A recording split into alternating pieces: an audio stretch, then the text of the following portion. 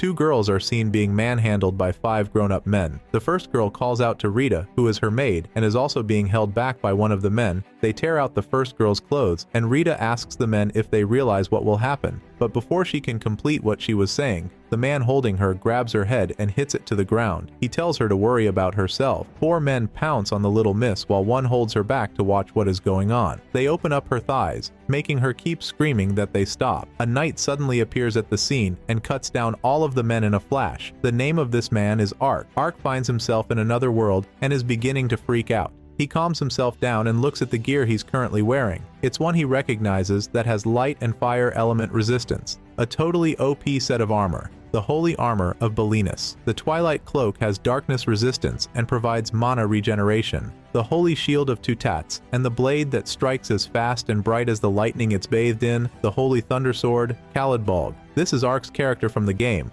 Ark remembers falling asleep the previous day while playing a game. He wonders if it's a dream, but the sensation of holding the sword seems too real for that. Ark is covered in metal armor, but he doesn't seem to notice the weight. He turns towards the bush and decides to test out the sword. He uses his Wyvern Slash skill. The Wyvern Slash is a powerful skill that can cut down multiple trees in just one swipe. Ark tests out his fire too, and it works. He wonders if he's inside of the game, but it seems too realistic for that. While he fell asleep the previous night, his primary job was Holy Knight, with a sub-job as a priest, which means he shouldn't be able to use a mage's fire at all. Ark wonders if he'll be able to use all the skills from the upgrade path to Holy Knight, which in that case means he's super strong. He plans to put the other skills to the test as a normal gamer should, but his stomach says otherwise. He uses magic to try to open a gate that would move him to the nearest town, but instead, he falls from the top of the mountain. He remembers, while he's climbing up the mountain, that the gate is a magic for teleporting to towns the user has already been to, which is the reason for the failure this time. He remembers another skill that should be handy for getting around, which is the Dimension Move. This skill is just like a short-range line-of-sight teleportation spell. Ard gets to the stream and tries to drink water, but as soon as he opens up his mask and looks into the water, his reflection is that of a skeleton. He wonders if he picked up the skeleton avatar, and knows he cannot show up in town looking like that. At Louvierte Castle Town, news about another huge basilisk flies around, and the people hope they do not run into it. Ark walks downtown, and one of the store owners sees his outfit as an impressive one. Ark needs to get something to pay with first before he can buy anything to calm his stomach. While he's walking down the alley, he overhears a man and woman talking. The man says he couldn't turn up despite the woman paying him double his usual rates for the investigation. He says he carried out the investigation, but it wasn't a payment upon success kind of job. Ark sees that the lady is an elf and yells out that it's fantastic. He tries to go after her, but as soon as he comes out of the alley, he doesn't see her again.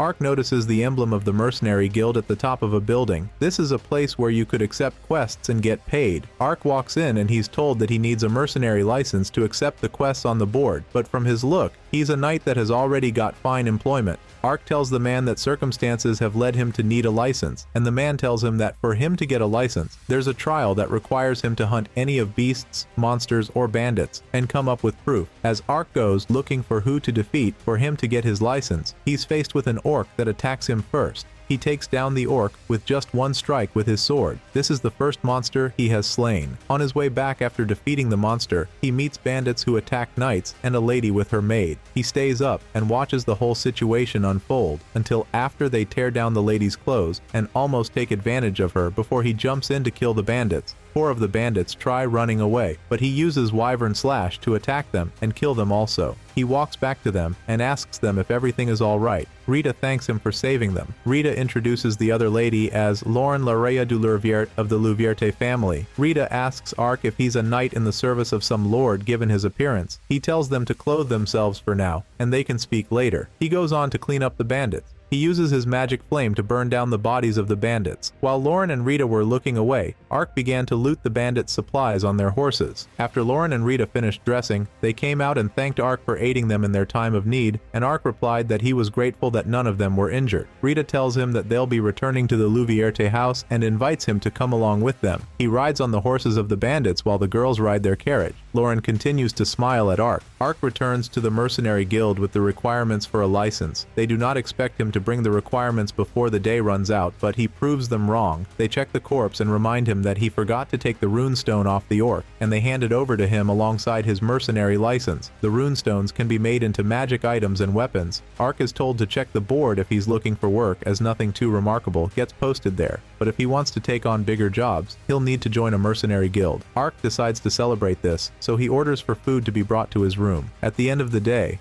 Ark fully realizes that he is currently in another world, and he has plenty of skills to try and more fantasy stuff for him to encounter. Every morning, Marka's mom heads to the field as the sun comes up. She helps in picking medicinal herbs. Their mom works hard for Belinda and her. Ark's first job is to be guarding someone collecting medicinal herbs. He gets to the village and is directed towards Siona's place, which is just beyond the plaza. He gets to the residence and inside and knocks on the door. Helena and her elder sister are eating when they hear a knock on the door. Marka leaves her food to open the door, and she's shocked when she sees the knight at the door. He tells her that he has come to accept the job he was posted to. Marka allows him into the house and serves him tea. She asks him if he wants to accept her job. He tells her that he does, and he has a bit of interest in picking herbs. Regarding the specifics of the job, Marka asks him if it's alright if they head out right away, and he tells her it's not a problem. She's happy, and she tells him to let her get ready. On their way to where they'll pick herbs, Ark asks Marka if the job is a matter of urgency, as the job mentioned how fanged boars have been appearing around the village, necessitating protection. He says he's curious as to the reason for her haste, and she tells him that her mother will be coming home soon, and if she knew about this, she'll be against it, so she asks him not to tell her about it. Marka's dad died the previous year, leaving her mother to raise them by herself since then. Her father's job was picking herbs, so Marka always thought it would help if she could do it for her mother instead, because she wanted to make her happy. They're quite deep into the woods, and Marka calls Ark's attention to a herb called kokora. She says it helps with cuts and scrapes and is good for the skin.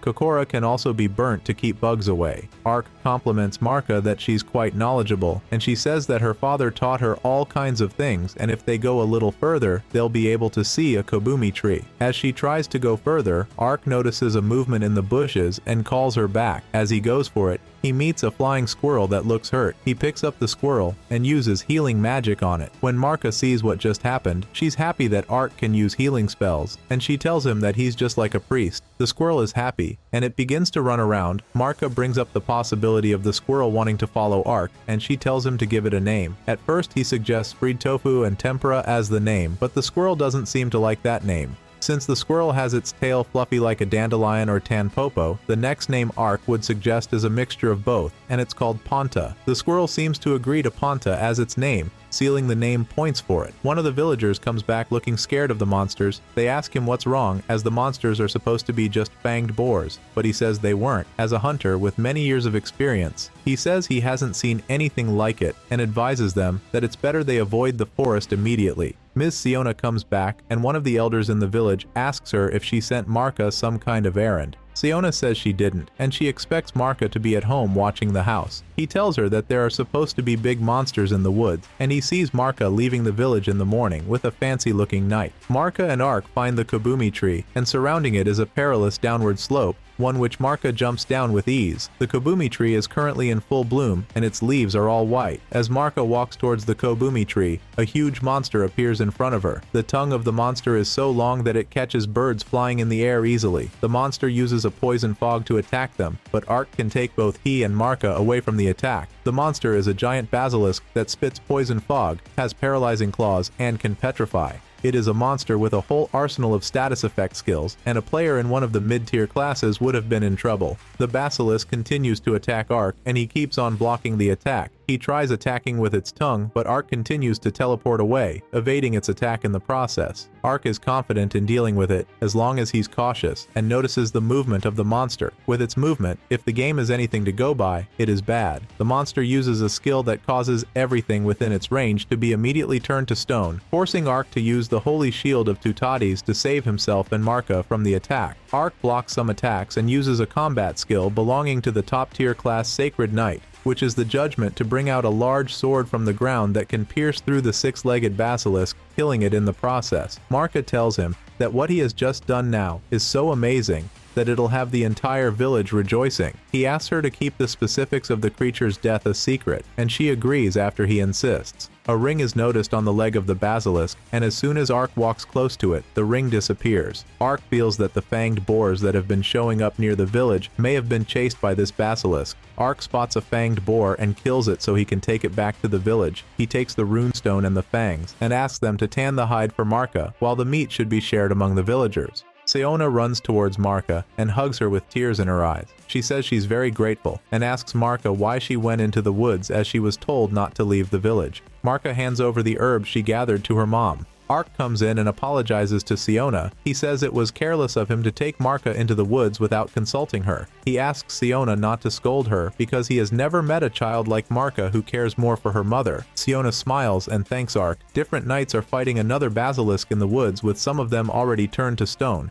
They're using bows and arrows to attack, and they successfully killed it. The casualty report has 15 dead and 38 injured in it, which is worse than expected, even for dealing with an 8-meter basilisk. The other news is that there's another that appears to have been slain with a single blow. For someone to defeat this by himself, he or she has to be a divine being, or the devil himself. The elf from the alley walks through the woods with the thought of becoming stronger than anyone else. The pact between humans and elves is a little more than a farce at this point. Humans continue to expand into the lands of the elves, and in a world filled with deceit and injustice, there is no one to offer the elves any salvation. This is why she is determined to be a warrior, as a daughter of their leader, and for the sake of her oppressed kindreds. But her encounter with the Silver Warrior marks a new direction for her destiny. Ark goes after some bandits inside a tunnel until they get to a dead end where he deals with the group of bandits. Ark has gotten used to running casual quests to cover his daily expenses. After taking care of the bandits, he notices the war chest of the bandits and knows that they are in all manner of villainy. He also noticed 2 empty cages that were already opened down. Ark tells Ponta to let them take what's for taking and head home. Selska reports about the attempt to assassinate the daughter of Lord Louvierte, Lauren, which failed. Lord of Diento, Triton du Diento, asks Selska how they were unable to kill the little girl. Selska tells him that they were able to kill all of her escorts, but a passing solitary mercenary wiped them out. Tyron du Diento asks about the beasts from the Eastern Empire that they sent to the Louvierte lands. Selska tells him that according to their contact from the east, the creatures were still in their experimental phase, resulting in the 2 basilisks not working well together. This caused the 2 of them to be individually slain. Selska asks why Prince Dakaris is targeting the Louvierte in the first place, and Tyron du Diento tells him that it may be a request from His Highness's backers in the Eastern Empire. He goes on to say that if the lands in the north were under the prince's control, the east would be able to focus completely on their invasion of the west. Selska says it is true that the Louvierte has the backing of the Western Empire's prince sect, meaning they can't afford to have their allegiance to Prince Dakaris come to light. Tyron tells him to see about securing their product, as they need to be sent to the market soon. He tells Selska not to do anything that would catch the ears of Princess Yuriarna. Ark walks out of the tunnel and is about to head back to town to have himself a feast of dinner when he gets attacked by the elf. While they're fighting, Ark can glance through her face, and he remembers that she is the elf he saw earlier. She tells him to return the children he has taken, and he tells her that he doesn't know what she's saying, as there might be a misunderstanding somewhere. The fight stops when Ponta comes out. The elf recognizes her as Ventu Vulpes. She wonders why a spirit creature would be with a mere bandit. Ponta is a cottontail fox spirit creature. Spirit creatures are usually known to be cautious and rarely take a liking to elves. The elf tells Ark that it seems he's not the liar she took him for, and she apologizes for attacking him suddenly. He asks her for what brings her here, and he tells her that he has been attacking bandits lately. She tells him that she heard that the bandits who operate around their area had been hunting elves. He tells her that there are no elves captured in the cave, unfortunately. Elves fetch a high price in the slave markets, which is the reason why they are being hunted. Ark gets back home and has another feast. He wonders how he'll get to the elf again, as she barely even tells him her name. The next day, Ark uses his dimension move to the woods, where he suspects the elf forest to be. He comes across an elf being hunted down by some bandits. The elves are loaded into the cart, and Ark sits afar watching the whole occurrence unfold.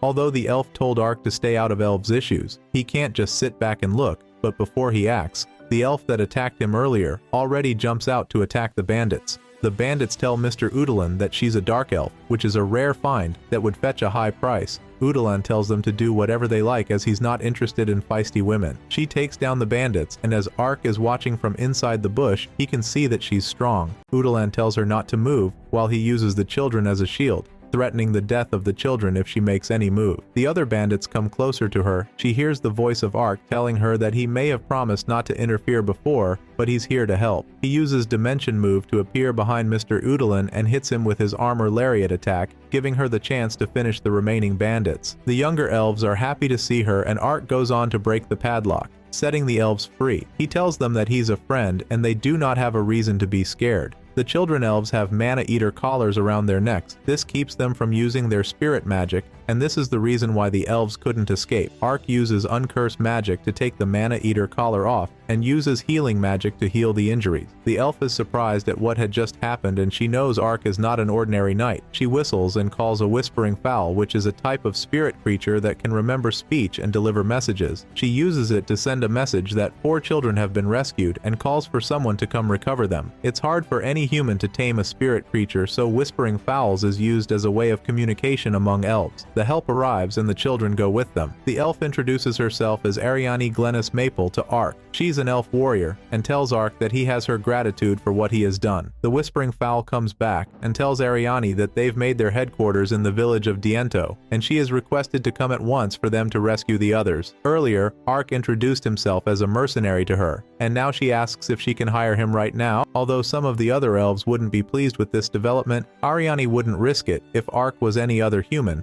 but since he shows no prejudice against elves, saved the children, and is even accepted by the spirit creature, she decides to trust him and ask for his help in saving her people. Arc accepts the deal to be her mercenary. Arc uses his gate to transport himself and Ariane to the top of the mountain in front of the Lydell River. Diento is no longer far from where they currently are. At Diento, Arc and Ariane meet with a colleague of hers called Danka. She introduces Arc to Danka as a mercenary who will be helping them. To prevent commotion on the street, they move somewhere else. They move to a bar, and Arc refuses to eat because there's no way he plans on taking off his helmet. Ariane introduces Danka as Danka Neil Maple to Arc. Danka is an elf warrior like Ariane and has been gathering information. Ariane and Danka are not siblings. Instead, they come from the same city of Maple within the Great Canada Forest, which is the reason for Maple being in both of their names. Ariane introduces Arc to Danka as a mercenary who came to her aid when she was fighting elf hunters in the forest, so she hired him to help them with the rescue.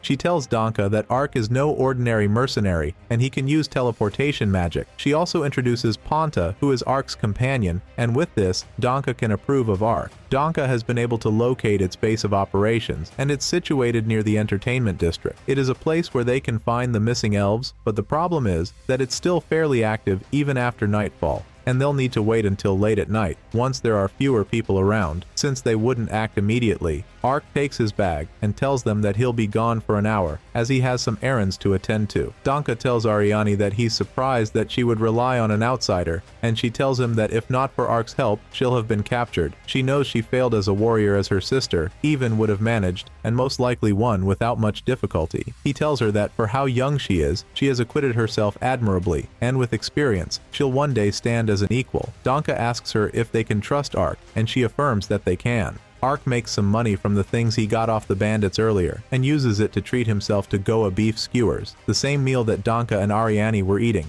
and others like the seasonal fruit pizza, salt-grilled rainbow sword trout, and the Diento specialty honey beer. Some other elves have been taken into captivity again by bandits. The bandits plan on taking the girls out first thing the next morning. One of the girls walks up to the bandits and tells them that she knows one of their warriors will save them and kill the bandits. They laugh at her and drag her by her hair. The other girls are optimistic that someone will come and rescue them. It's nighttime, and Arc, Danka, and Ariane prepare to launch their mission, but unknown to them, someone is watching their movements. They get to the front of the building, and there is no shortage of guards even at the rear entrance. Ariane concludes that once the elves are free, any enemies they encounter will die. She asks Arc if he'll be able to teleport them to a window on top of the building, and Arc says there should be no problem with that. She suggests that they move further behind, so that the light from the magic circle wouldn't alert the guards, but he tells them that there should be no concern at all there. He tells them to place his hands on him, and he uses the dimension move to take them to the window.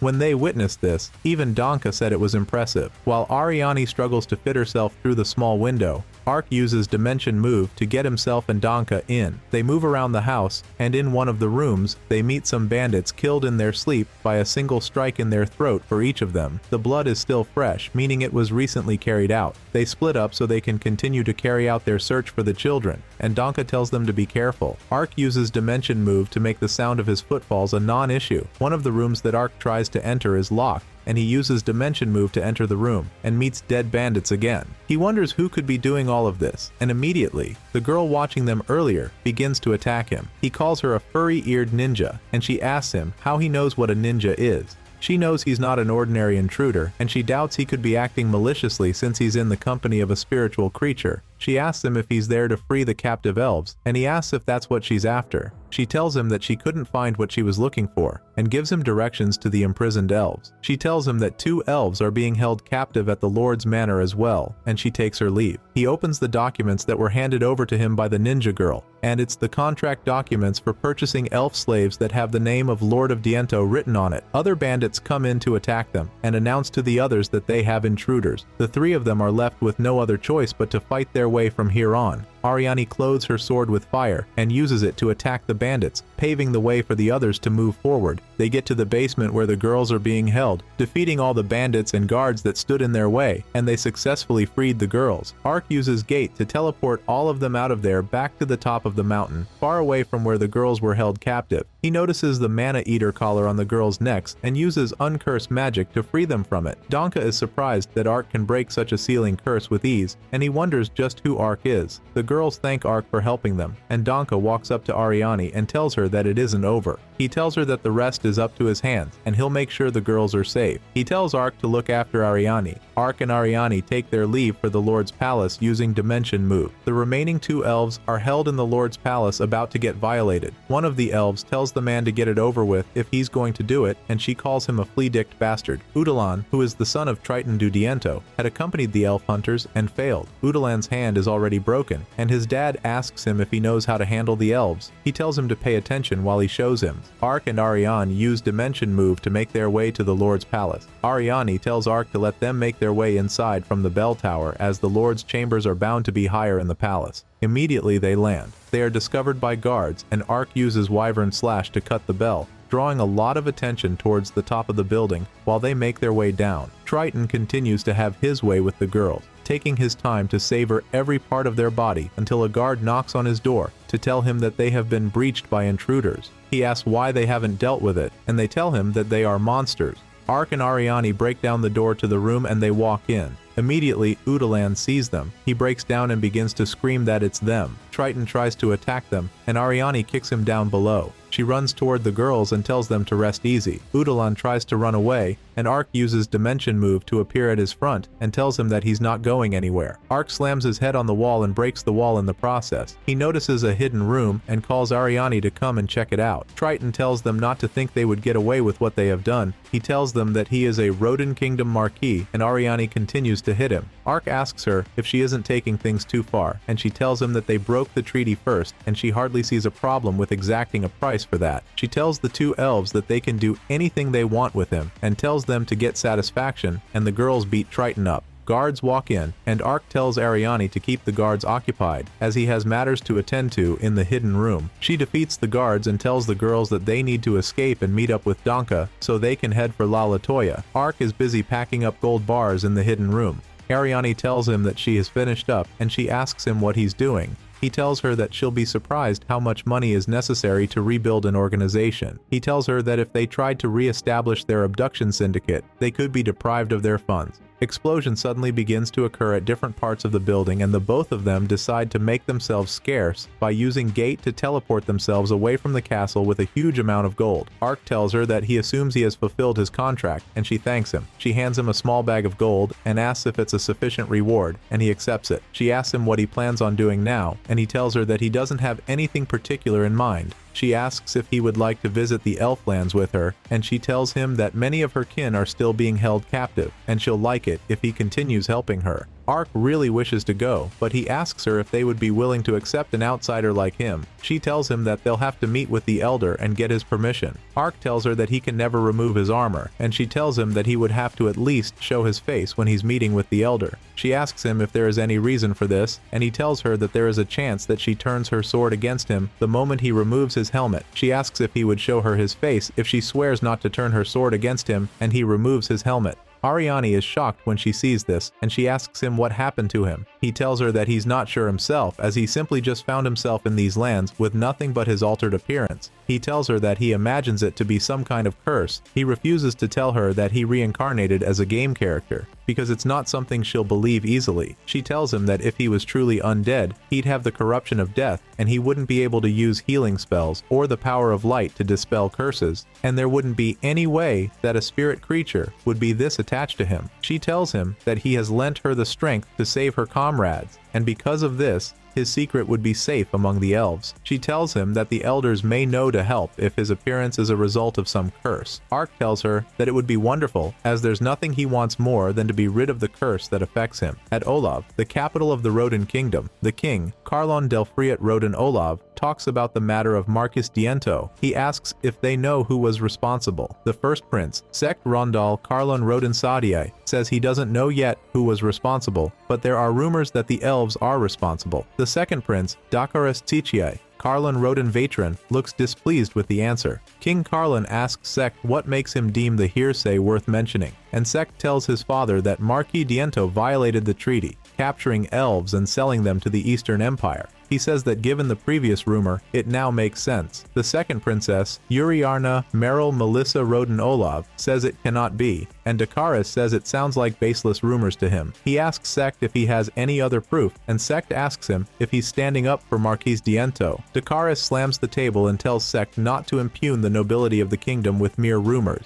King Carlon tells them to keep calm, and he says that Dakaris is correct. He tells them not to condemn the Marquis without sufficient cause, but the fact is that the rumors bear further investigation, and Sect smiles. He says that they should inquire into what has happened in Diento immediately. He asks Uriarna what her take is on the matter, and she replies that she heard the rumors as well, and that their being true would not only mean breaking their treaty with the elves, but it could raise tensions between their kingdom and the other nations. She says that they would need to ascertain the truth quickly and arrange to speak with the elves. Uriarna says that if the elves were to seek retribution by halting their arrangements with Limbolt, they would be held responsible by the other countries. King Carlon says that the magical equipment would be bad enough, but if they were to withhold the runestones needed for crop cultivation, they'd be courting uprisings from their nobility as well. He asks Uriarna to head to Limbolt and make arrangements so that they might speak to the elves. Ark and Ariane are walking down the woods, and they hardly seem to be making any headway. Up ahead of them, there is better visibility. Ark uses Dimension Move to go up ahead and check it out. Ahead then is a stream, where they were able to fetch water, and even Ark was able to catch a fish.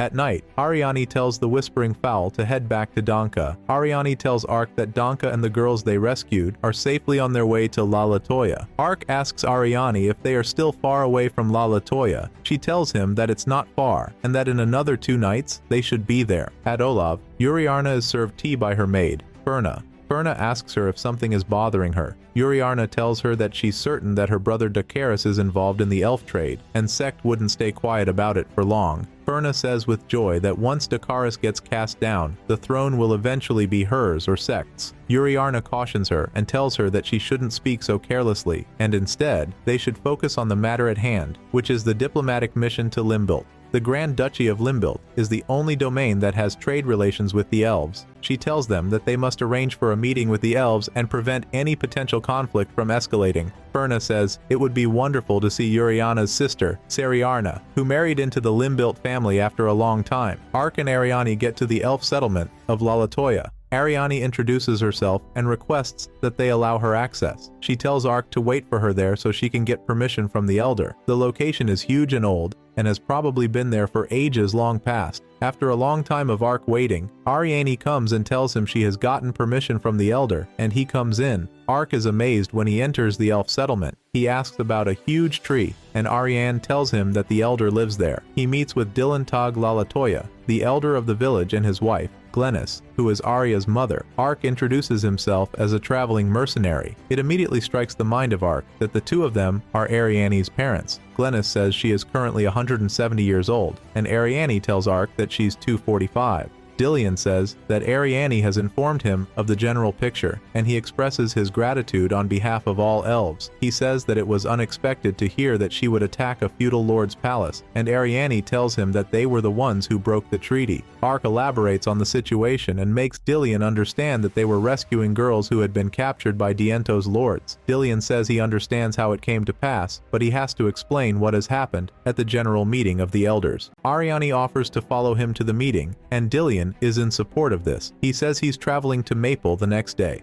and the trafficking contract needs to be brought to their attention as well. Glennis serves them dinner, and Ariane tells Ark that he can relax. Dillian tells him that he heard of his condition, and he doesn't need to worry about Glennis and him. The next day, when Ark wakes up, he meets Glennis cleaning the house, and she asks if he had a good night's rest. He asks her if Delane and Ariane have already left, and she tells him that they just left. She tells him to wait while she serves him breakfast. Dillian and Ariane are on their way, and they go to use the transport circle to Maple, which has already been prepared ahead for them. They appear at the forest capital of Maple, and walk down immediately towards the place where the general meeting of the elders is held. The chief elder, Brian Boyd Evangeline Maple, tells Dillian that he believes he's there to report on the investigation into the kidnapping. Glennis takes Ark around the settlement, and she tells him that for security, they absorbed a few of the smaller settlements that used to be in this area, making them number around 4,000. The other elves wonder silently what a human is doing in their settlement, some even saying they have never seen such armor before.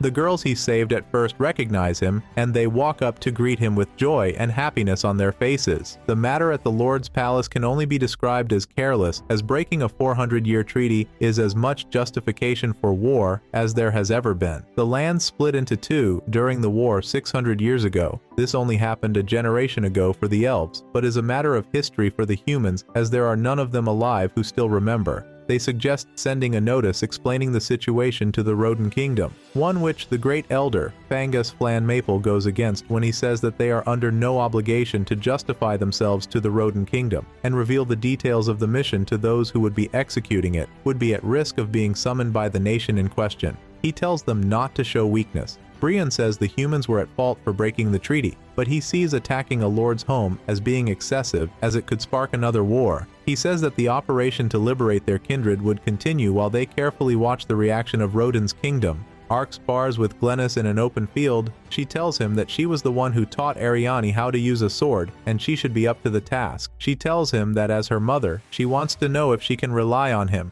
She flawlessly beats him in the first fight, and Ark knows that he needs to learn the way of the sword if he's going to survive in their world. Dillian and Ariane are heading back, and Ariane apologizes to her father. He tells her that there was no other way, as she did it to save their kin. He tells her that she'll be continuing her search, and they'll hire Ark to help her in an official capacity. He tells her that it would have been nice to see Even while they were in Maple. Ariane asks if he has business with her sister, and her dad tells her that Even is getting married the next year. Even runs and hugs Ariane. She tells her that she couldn't believe that she was going home without saying hello, and she's glad she managed to catch them. Even tells Ariane that she's proud of her, and she has heard of how many of their kind that she saved. She tells Ariane that she has grown stronger, and Ariane disagrees, and tells her that she still has a long way to go compared to her. Ark and Glennis continue to spar until it is nighttime, when she rushes to make dinner before Dillian and Ariane arrive. Before dinner, Dillian tells them to gather around and let them discuss their agenda going forward. He tells them that at the general meeting of the elders, it was decided that they would investigate the names involved in the contract and continue freeing their kin.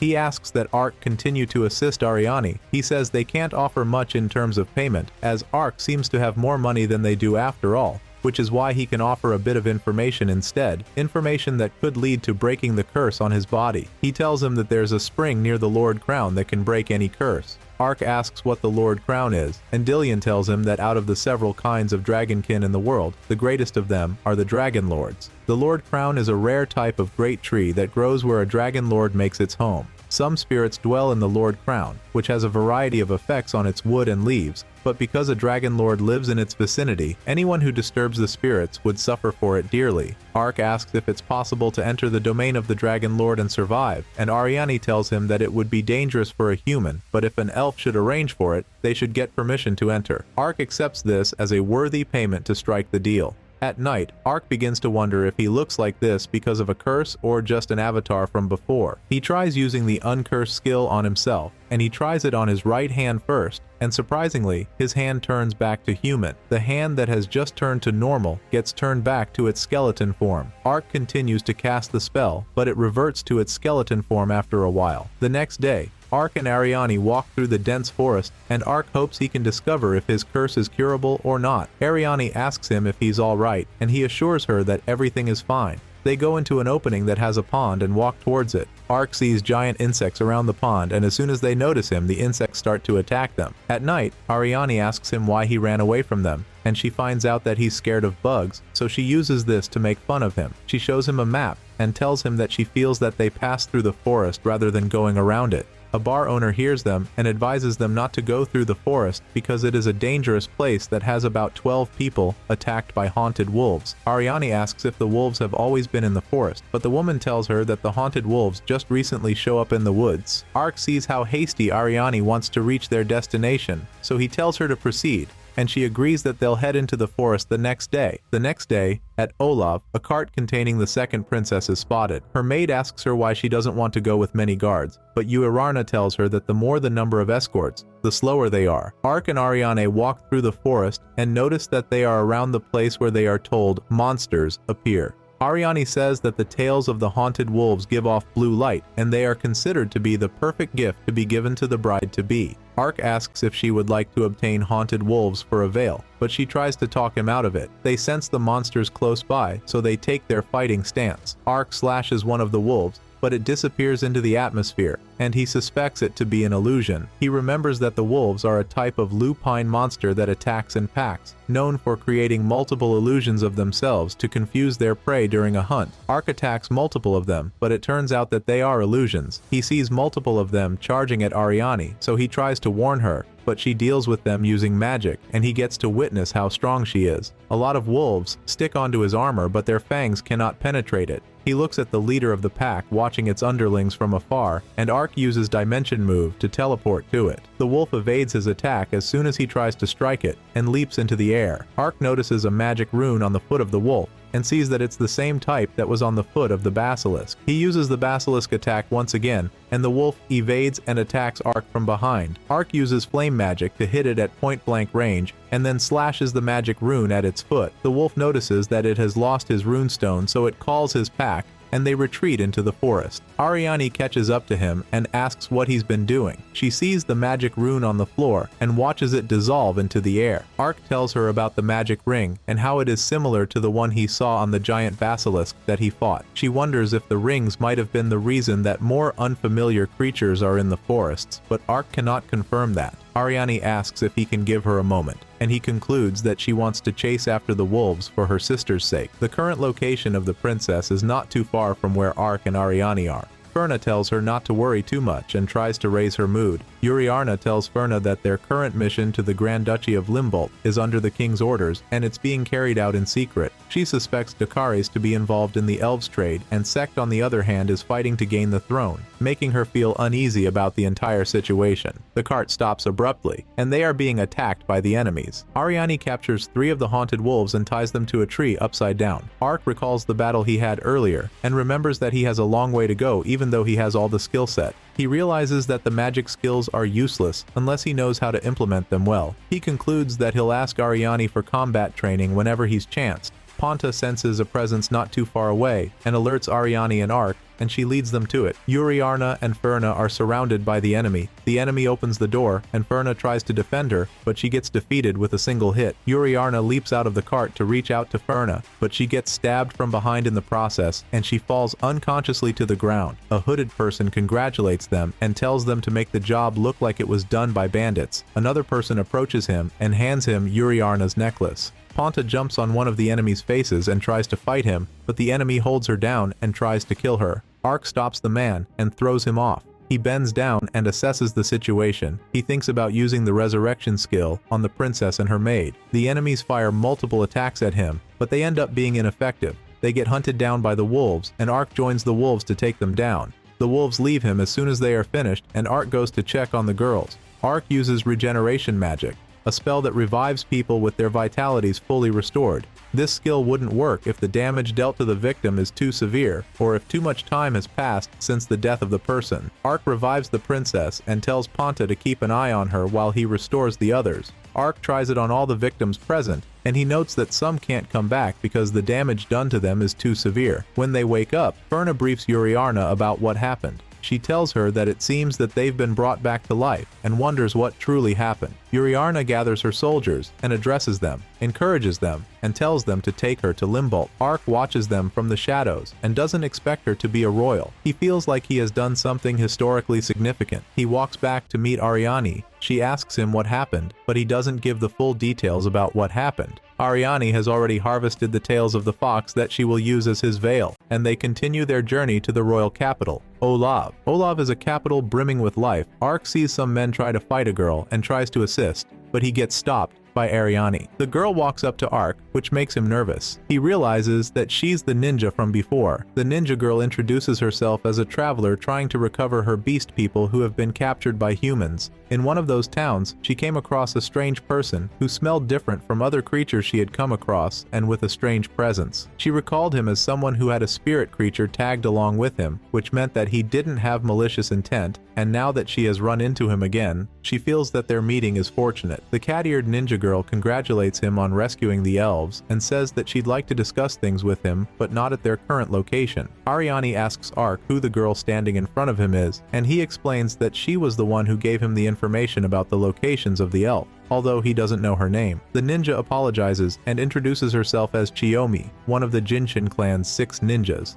Chiyomi takes them to a different venue where they can discuss. Ark introduces himself as a traveling mercenary, and he introduces Ponta and Ariane to Chiyomi. Chiyomi goes straight to the point and asks why Ark referred to her as a ninja the other day. He tells her that in his homeland, people dressed like her are usually referred to as ninjas. She tells him that the term is only known amongst her clan and kept secret. She concludes that he comes from the same country as her great founder, and this intrigues Ark. Ark asks her if her great founder is still alive, but she tells him it was around 600 years ago, making the founder a legend at this point. Ark suspects that maybe her leader was a Japanese person too that got reincarnated into their world 600 years ago. Ariane asks Chiyomi what she'd like to discuss with Ark, but Chiyomi hesitates. Ark remembers that back in Diento, she was taking a big risk on her own while looking for something. He concludes that it wasn't the elves that were of concern. Chiyomi summons up courage and tells Ark that she'll need his help in freeing her comrades, confirming his suspicion. Ark knows that beast people are treated badly in this world, and it's not too far apart to conclude that her people too are one of the people that have been maltreated. Chiyomi says that she believes that the two of them are searching for individuals listed on the contract, and she can offer them info on their whereabouts as payment for them helping her. Ark tells her that he is currently contracted to aid Ariane and her people. He asks Ariane if she is willing to allow him to assist her. Chiyomi also has been trying to save her people since she was little, and Arine sees that they are in a similar situation, so she agrees. She says she will be joining Ark in helping him save her people. Prince Dakaris complains about the wolves failing to listen to his command at the last moment. His assistant asks him if someone destroyed the rings. He concludes that Yuriarna is alive and is probably taking a different route. His informer tells him that since the incident in Diento, the beast people have been more active in undermining their slave business. He asks the informer if he thinks that the elves are after his life, but the informer cannot confirm, so he orders the informer to do something about it. He says he'll go into hiding and leave for his safe house. Ark asks Chiyomi if her great founder was a beast man like her, and she replies that he was a human.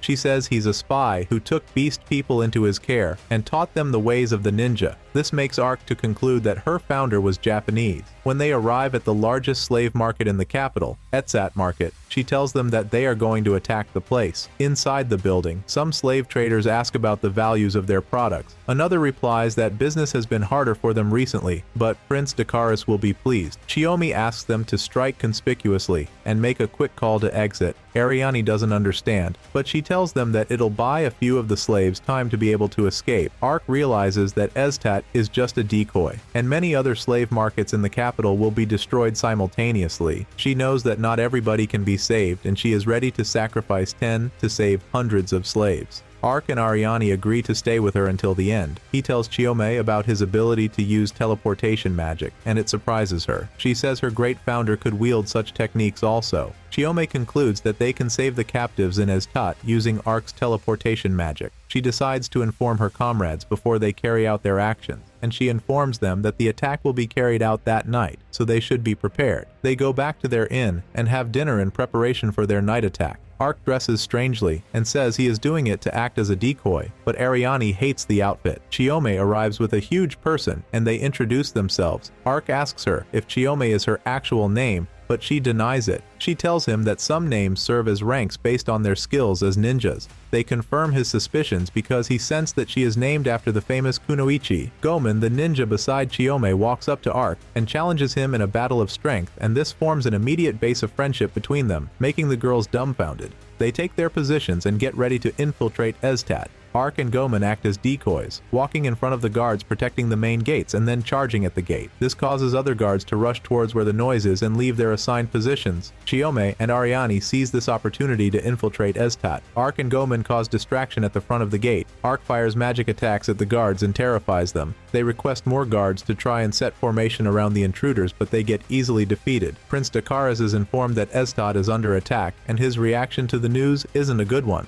The informer briefs the second prince of everything currently going on, and Dakaris orders him to send in more men. In Estat, Gomen and Arc let loose on the guards. The ninjas infiltrate Estat, and the guards charge toward the front gate, granting Chiyome and Ariane a chance to break in. Ponta notices a guard looking in their direction and makes a reaction, alerting the girls in the process. Chiyome uses her water-style technique to attack the guards and take out a number of them. More guards come in, and Ariane uses flame magic to attack them and take them out. They charge towards the inner chambers and see lots of slaves in jail. Chiyome introduces herself to them and tells them her goals. She ends up freeing the slaves. More guards come into the jail room, but Ariane takes them out easily, buying Chiyome enough time to free up all the slaves. Arc and Gomen get out of the rubbles they created earlier while fighting the guards and plan on entering the prison, but they get interrupted by Chiyome and Ariane. The girls tell the men that they've managed to free the slaves in the main prison, and all that remains is the rear prison. Arc tells them to hurry up, and he tells them that reinforcement from the castle will arrive soon. Gomen decides to stay at the main prison to buy them time against reinforcements, while Arc and the ladies head to the rear prison. They easily deal with the guards protecting the prison and get to the underground. They free up all the slaves present, but come across a prison door with a cloth covering the bodies of prisoners. The other slaves tell them that the slaves' men dispose of prisoners who were sick in that prison room. Chiyome grieves, but Arc tells her they should get the remaining slaves to safety. Outside the slave house, Gomen fights off multiple guards by himself, and Arc gathers the beast folk in a circle and teleports them using gate to a safe distance outside the building just before it collapses.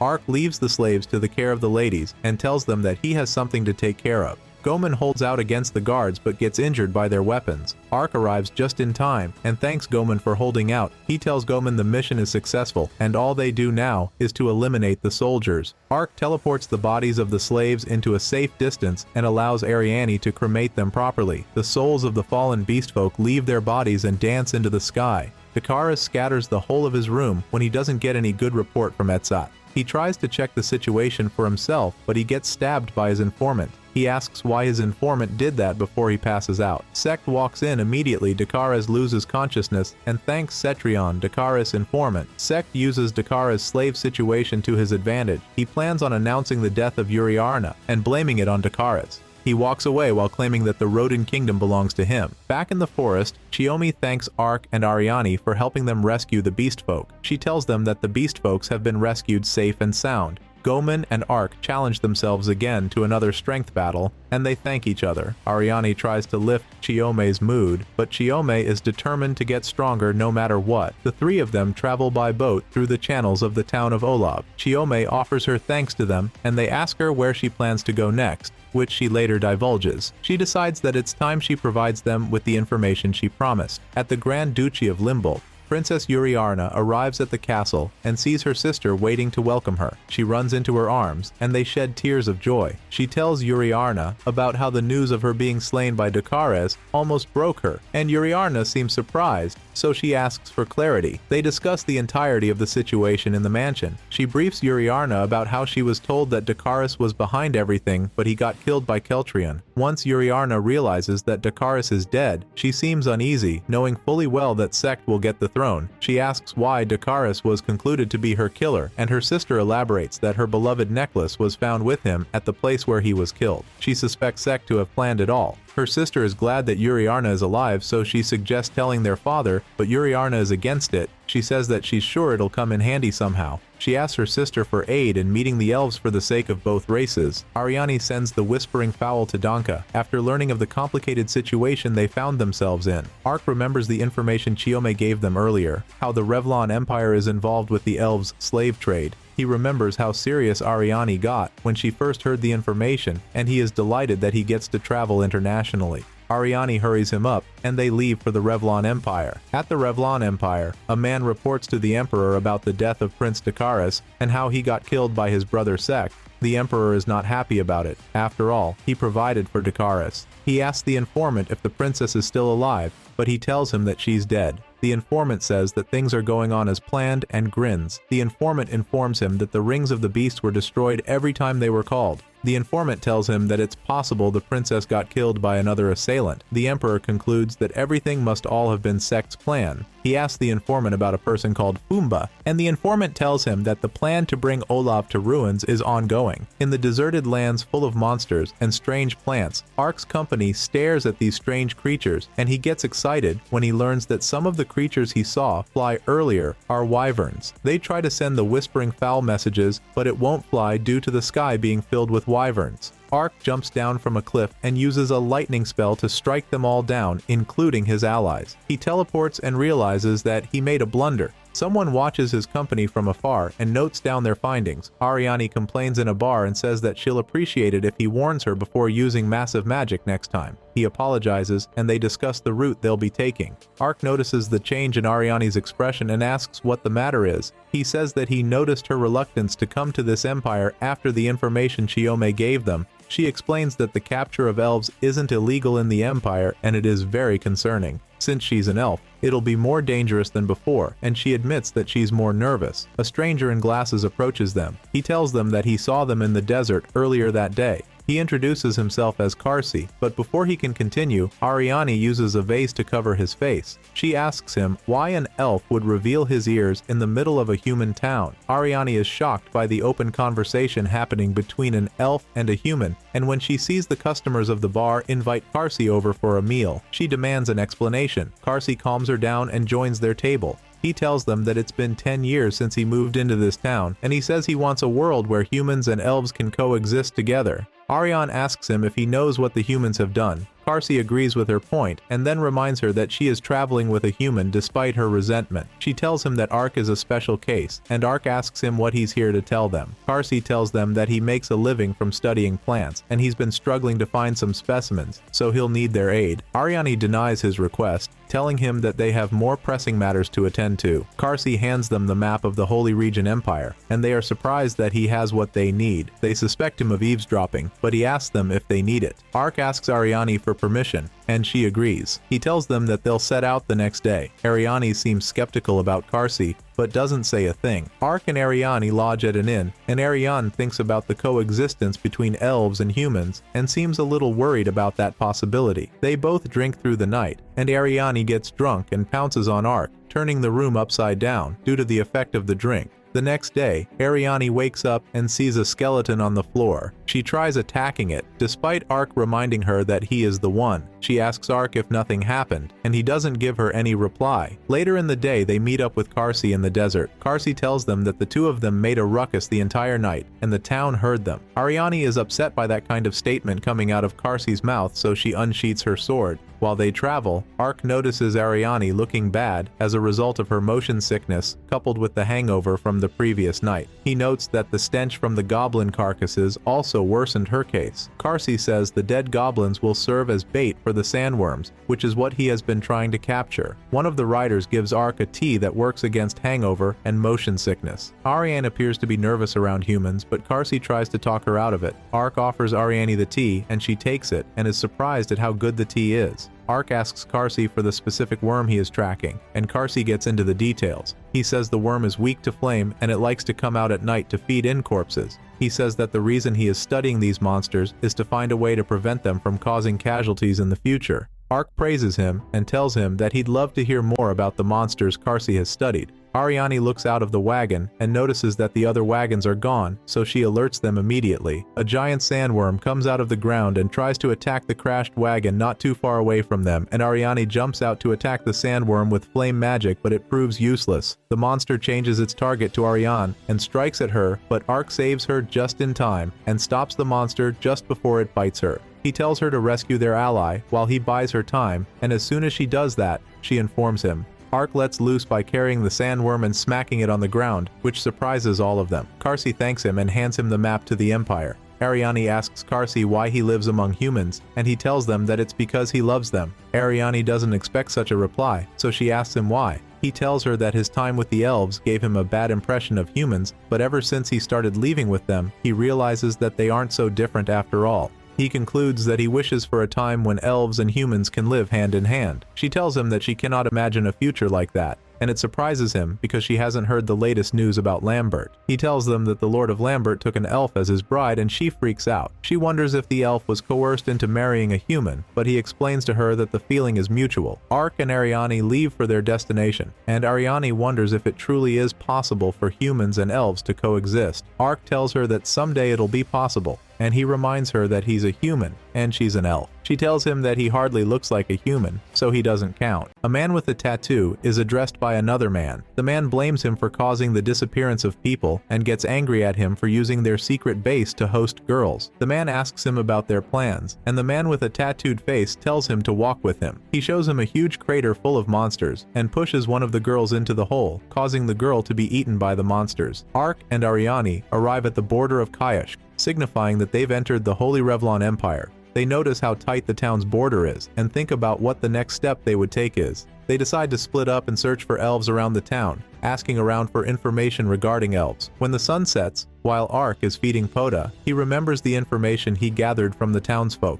He says, strange cries have been heard from a fortress in the east, late at night, and monsters have been appearing on the borders of the Empire's territory, and causing people to go missing. He is surprised that Kyushk is less secure than it looks. He complains about not getting information about elves. He plans to meet up with Ariane, but he hears a cry not too far away, and he goes there to check it out. He sees a lady being harassed by some bandits, so he goes in to rescue her. She hugs him and thanks him for saving her. Ariane walks in and misinterprets the situation, but Ark tells her to calm down while he explains to her what happened. She scolds him for always butting his head into every problem he sees. Ariane sends the girl home after finding out that the girl isn't hurt. Ariane looks angry because of what had occurred earlier, so she walks off ahead of him. At the fortress in the east, the tattooed man questions the men Ark disciplined earlier for letting the lady get away, but the men play the blame game, passing the blame between each other. The tattooed man called Fumba leaves them to be eaten by one of his monsters. He walks to inspect his monsters in the huge hole and promises to offer them food. Ariane explains to Ark as they stand not too far away from the fortress. She tells him about the Elvas that were brought to the fortress a few months ago. Ark concludes that it's likely that the Elvas aren't there anymore, and Ariane agrees, but she suggests that they still check the place out, so they both go there. They infiltrate the fortress, but they are not able to find anyone around. They search around and come across a secret passage that leads underground. They sense beasts below them and still decide to go that way. Ponta is used as bait to lower the guards' attention, and they take out the guards in the process. They get behind the door, and the stench of beasts intensifies. They go beyond that place and see a strangely built underground passage. Fumba comes out complaining and sees the two of them. He drools upon seeing Ariane's body, which makes her creeped out. As soon as Fumba calls Ariane his, she starts to attack Ark. Fumba sees that Ariane is a dark elf and grins to himself for hitting a jackpot. He commands her to kill Ark, and Ark tries to use uncursed magic to get rid of the spell on her, but it fails. Ariane finds herself being stared down at by her sister. Devon calls her weak and says they need to train for her to get stronger. She commands her to show her how strong she is, but in reality, she's fighting Ark. He continues to use the uncursed spell, but it doesn't work, and she continues to fight him. He comments that he feels like his spell works, but something is stopping it. He studies Ariane as she attacks him and sees a glimpse of a monster in her hoodie. Ponta jumps in and brings out the mini creature, giving Arc the chance to burn off the creature. Arc notes that the creature is an imp. The thing kept casting illusions while clinging on to Ariane. Pumbaa introduces himself to them as Rozombanya, a monster sorcerer. He tells Arc that he can make monsters do as he pleases, and Arc suspects him of being the person behind the monsters attacking the forests he was at. He asks Pumbaa what happened to the elves that were brought to this fortress 4 months ago, but Pumbaa nonchalantly answers that most of them have been rid of. He goes into details about how he brutally treated them, and Arc gets extremely upset. So he slashes the giant creature's head behind Pumbaa with a single swing and yells at him. Pumbaa summons a lot of creatures to fight Arc. He sees a lot of tougher creatures than he has ever fought so far, but he goes berserk on them and kills each with a single stroke. Pumbaa keeps summoning more monsters, but Arc keeps killing them.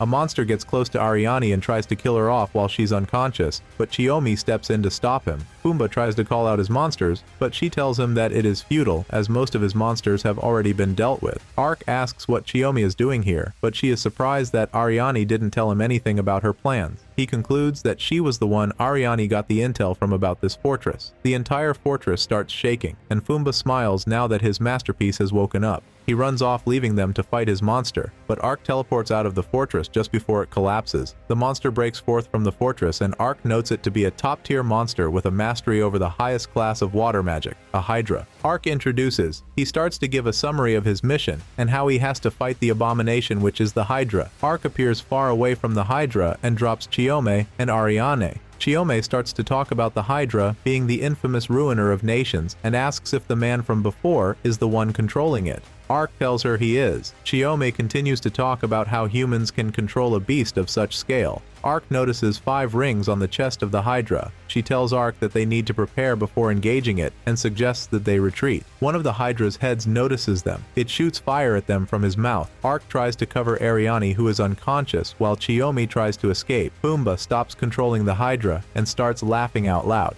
asking how the taste of his power is, while saying he wiped them out. At his village, Pumbaa asks the elders why they won't give him the credit he is due. He tells them that no one in the clan compares to him. One of the elders tells him that he's weak and that in his weakness he is searching for superficial strength, telling him that they won't approve of him. The Hydra walks around while Pumbaa admires its powers. He says that he will be unstoppable with its power, and that he will make everyone that look down on him bow to him. He sends the Hydra toward a town to consume the town. Arc was able to activate his shield in time, saving him from the crumbles. Chiyome tells Arc that he could not even block such an attack, and Arc laughs. He says that he is just a mercenary following Lady Ariane, and he starts looking for Ariane. He sees her standing on a rock already conscious, and she tells him she was just under a layer of illusions. She looks at Arc and tells him that they should go and find Pumbaa so she can make him regret the things he did to the kids. Ariane and Chiyome start to think about what plan they can use, and when they move to initiate their plans, Ariane tells Arc to follow him. She notices that he is staring at the Hydra that is going towards the town, and after some discussions, he tells them that he can kill it. Ariane calls Chiyome to follow her to search for her enemy. She tells Arc to take care of the Hydra before she leaves. At the palace, the noble comes to give the Holy Emperor his update. He tells the Emperor about the Hydra project and that it's ready for fielding. The Emperor smiles while he asks the noble what he should do for Pumbaa with a creepy smile on his face. The Hydra continues to move toward the town, and the gatekeepers ring the bell signaling to the soldiers. The commander starts to instruct the soldiers on what to do and where to evacuate the citizens as he gathers his soldiers that will defend the land that was entrusted to them by the Emperor. One of the Hydra's heads tries to shoot a breath attack, but is interrupted by Arc's wyvern slash. The other heads attack him but continue unleashing his attacks on the Hydra. He uses his combat skill to cut off the head of the Hydra, but it immediately starts to regenerate. He acknowledges it being a mythological beast before retreating to cast a spell. He summons Ifrit the Inferno Demon to confront the Hydra, whose head's just regenerated. Ifrit stands in front of it, while Arc declares to the Hydra that he won't let it continue. Ariane, Chiyome, and Ponta run through the forest looking for Pumbaa. They notice Arc summoning Ifrit. Ponta notices something and runs towards the area while the other two run after it and call for it. Pumbaa is pissed, and as he's getting ready to give the Hydra a command, he gets interrupted by Ariane, who shoots a fireball at him, which he dodges. He sees her and starts to talk to her like an ex-lover, asking if she came for more. She tells him that she came to kill him, and this makes him laugh. Ariane affirms the power of the Hydra, but starts to talk down on him, telling him that he is weak. and this makes Fumba remember when one of the elders in his village told him that he is weak. He angrily attacks her, but she nullifies all his attacks, and when he finds himself in a tight spot, he tries to command the Hydra, but he gets stopped by Chiyome, who attacks him from behind and damages the curse mark he is using to command the Hydra. Fumba laughs at them, and he tells them that the Hydra is now beyond his control, and it will eat everyone in the town it is heading towards. She tells him that Arc will stop it while she destroys all his means of fighting back before she sets him on fire to kill him. Ifrit launches the first attack on the Hydra with a punch on one of its heads. Ifrit punches it on the chest, which throws it backward. Arc teleports to where the Hydra is, grabs its tail, and starts to rotate it around. After a while, he throws into the air and activates Ifrit's skill, Flame Hellion. Ifrit releases a massive breath attack that completely eradicates the Hydra, while Ariane and Chiyome watch the occurrence from where they are. The sun starts to rise and Arc runs towards them, asking if they are okay. He asks Ariane if she settled things on her end, which she tells him that she has. She asks Arc what Ifrit is, and he tells her that he summoned the creature from another dimension, and it would return very soon. A whispering fowl from Danka lands on Ariane's hand, and delivers a message to Ariane that Rodan's second princess, Yuriarna, is meeting with Lord Fungus, who is one of the great elven elders, and Ariane is surprised. At the Rodan royal castle, Yuriarna proposes an offer to the elves that the Rodan kingdom will take the responsibility of searching for their missing kin. She swears by the honor of Rodan's royal family that they will atone for the crime of men, which is breaking the long-term pact with the elves and prosecuting them. Fangus asks her about what else she wants, since he doesn't believe that their deal is done, and she talks about her siblings' backing, which makes Fangus believe that she wants the elves to back her for the succession of the throne. She convinces him that Rhodes will support them while telling him that the Lord of Lambert took an elf wife, making her emphasis on the human and elven coexistence. She stretches her hand to shake Fangus, who agrees, and takes her hand. Arc and the others walk on a path, journeying back to the city, and Arc tries to brighten Ariane's mood for the loss of her job. At Sek's castle, one of the prince's subordinates informs him that his sister, Yuriarna, is still alive. He tells the prince that her negotiation with the elves was successful, and that she is on the verge of winning the people's favor. The prince starts to think about the failed assassination, thinking that one of his subordinates is on his sister's side. In Yuriarna's room, she lies down on her bed thinking about when she got stabbed and died. She thinks about her being alive as a chance to accomplish something in the world, and she tells herself that she will face it without any hesitation. At the Emperor's throne room, one of his noble subordinates tells him that the Hydra and Fumba have died, and he says that is not a problem, while talking about the employ ring's usefulness and about his interest in the person who slew the great beast. While the conversation is going on with Arc and his team, Arc removes his helmet, and as Chiyome sees his skeleton head, she screams and runs to hide behind a tree, while Ariane tells her it is probably a type of curse. Arc asks Ariane what she will do when she gets back to Lalatoya, and she tells him that she will take him to Lord Crown so that he can get into the spring that can break curses. Arc tells Chiyome that he would love to visit her ninja village. Arc's journey started with his goal of living a quiet life, but with the new friends he has made, he puts aside all other things and decides to just enjoy his adventure a bit longer.